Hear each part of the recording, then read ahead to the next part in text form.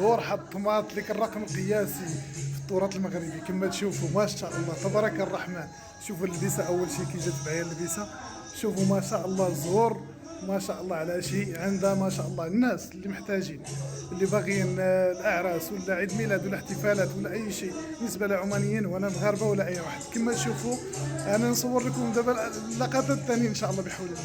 كما تشوفوا هذه الجلسه المغربيه اللي تكون فيها العروس ويكون فيها الحنه ويكون فيها العريس والعروسه. هذه الكوشه كما يقولوا العمانيين الكوشه، وحنا نقولها الجلسه المغربيه.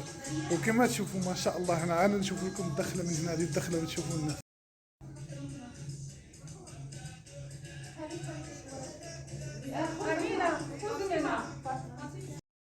رسول الله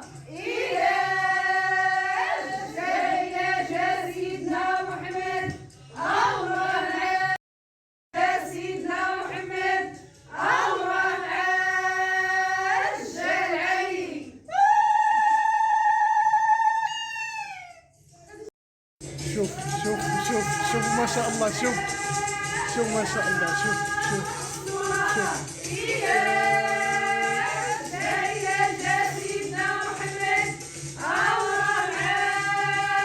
شوفوا ما شاء الله.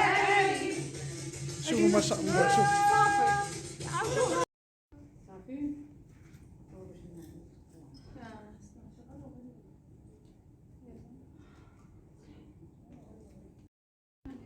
اليوم تجهيزات اليوم عند زهور. لا ما شاء الله. شوف الجلسه دقافه زهور ما شاء الله. انا غادي نحط لكم الرقم ديالها تواصلوا مع داكشي عندها زهور تبارك الله وهي تشوفوا داكشي ان شاء الله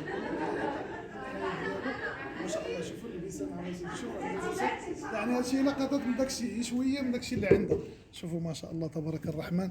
اللبسه في المستوى اللي خدامين معاها ما شاء الله في المستوى حتى هما تبارك الله عليهم. عندها الطاقم مغربي 100%. ان شاء الله غادي نحط لكم الرقم ديالها وغادي نحط لكم جميع الفيديوهات ان شاء الله باش الفيديو ما يجيوش ان شاء الله بحول الله. تراقبوا معنا دابا حنا في التصوير دابا.